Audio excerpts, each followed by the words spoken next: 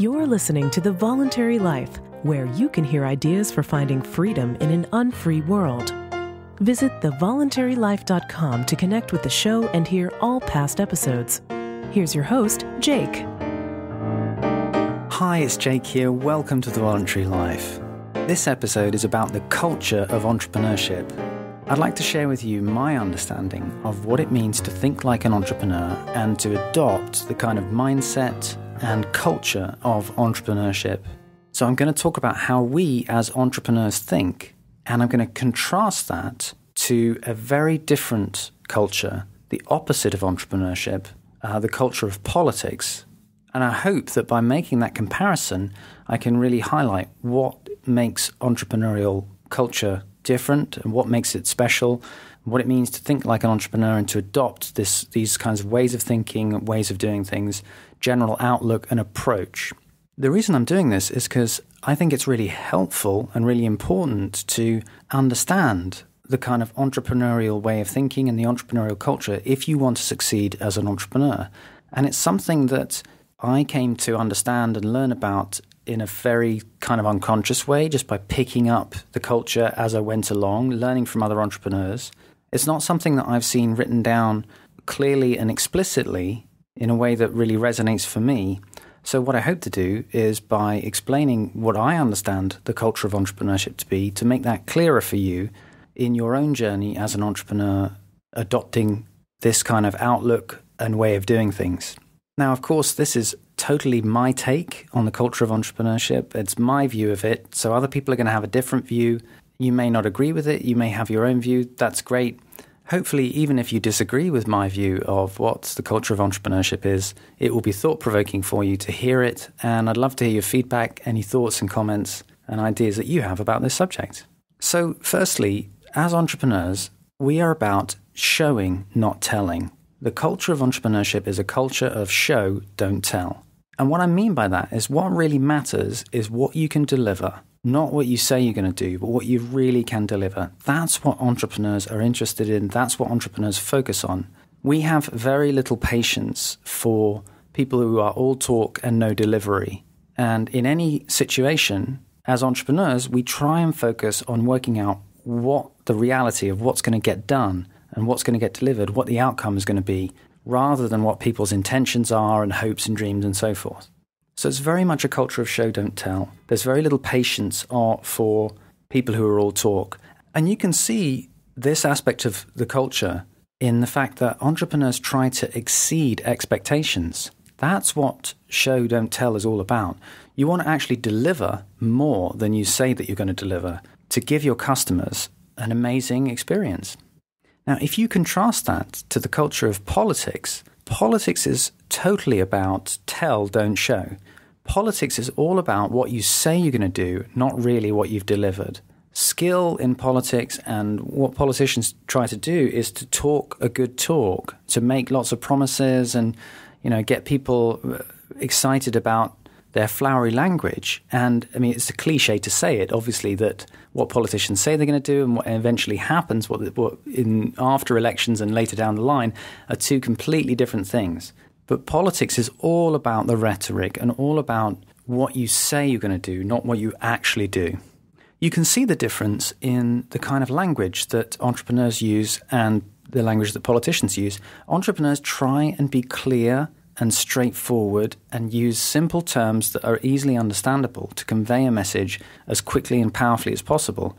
In politics, you tend to ramble on and use flowery language and say things that are vague and incomprehensible. So that's the first aspect, show, don't tell. Another aspect of entrepreneurial culture is that as entrepreneurs, we focus on what we're for rather than what we're against. We tend to have an outlook which is about promoting what it is that we're for rather than criticizing what we're against. It's what Michelangelo called criticize by creating.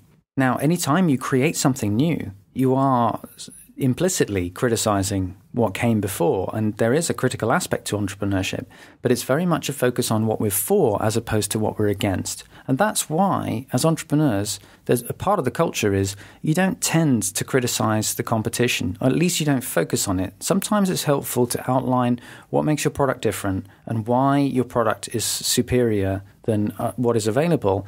But you don't spend hours talking down the competition and saying how terrible they are and so forth. That's not what entrepreneurs do. They focus on what they can provide and what their positive qualities are. And a part of that aspect of focusing on what you're for is entrepreneurship tends to be a very positive and optimistic culture. It tends to be about a focus on what good we can do, what improvements we can make, what benefits we can bring. You can contrast this to the culture of politics, because politics tends to be a focus on what you're against, not what you're for. Politics tends to focus on criticizing existing politicians or the other party. I mean, you see this in political debates on TV. I'm in the UK now, and whenever a political debate comes up, one side in Parliament stands up, and then the other side criticizes them, and then the other side comes back and criticizes them back. And it's a really very much focused on what you're against. And it tends to be a very negative and pessimistic outlook with politics. Politics tends to have an outlook that the world is going to fall apart unless you vote for me, unless you trust me as a politician to solve everything. The next aspect of entrepreneurial culture that I want to mention is that entrepreneurs tend to have a focus of us together against the trials and tribulations of nature. What entrepreneurs provide tend to be improvements to your quality of life, things that can help your life go better. And there tends to be a focus which is the entrepreneur coming together with the customer to have a mutually beneficial reciprocal exchange. And what we're doing is trying to improve the customer's quality of life, trying to give them something that enables them to get things done faster or easier or with less stress and any of those things. If you contrast that to the culture of politics, in politics, the focus tends to be us versus them. It's not us together versus nature, but it's us as a group versus them over there as another group.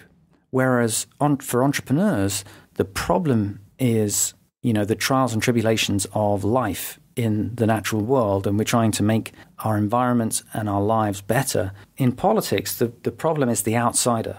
It's us versus them, and the focus is on why the out group is the one that's the problem. And that brings us on to another aspect of entrepreneurial culture that I want to highlight. As entrepreneurs, we focus on win-win. We're always looking for ways that we can provide benefit to customers and they can also provide benefit to us.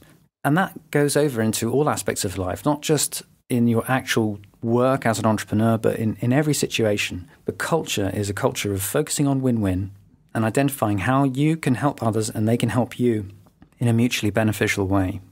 And that's why entrepreneurs are considered successful when they please a lot of customers. When they make a lot of money and make a successful business, it means that they're helping a lot of people, and a lot of people are voluntarily giving them back, money in return for what they do. And so the measure of success is in how much you have managed to generate a lot of win-win outcomes, how much you've managed to sell and please your customers and generally create more value in the world. You can contrast that with politics, which is all about a culture of win-lose. Fundamentally, elections are win-lose. Someone's going to win, someone's going to lose. And the whole idea of politics comes down to viewing problems in that kind of win-lose way. In fact, that's one of the main problems in the culture of politics is people can't see win-win outcomes. It tends to blind you to win-win outcomes, to think in that kind of mentality. So rather than praising success in terms of creating value through entrepreneurship, the culture of politics praises things like courage in battle, courage in fighting, valor in pushing against your opponents and this kind of stuff. Very different culture, very different mindset, and very different outlook. So those are just some of my ideas about what it means to think like an entrepreneur, to have that culture. I think it's a wonderful culture. I really, really love this way of thinking and this way of living. And I think it spills over into positive effects in all your relationships.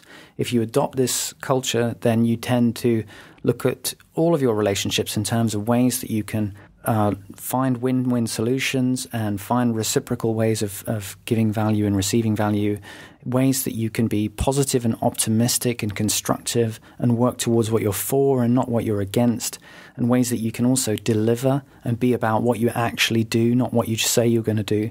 I think it's a great mindset to get into, and it really is important to underpin what you do as an entrepreneur. It underpins your success, and the key thing is people sense it. Entrepreneurs sense whether or not you have adopted this kind of mindset, and customers sense it too.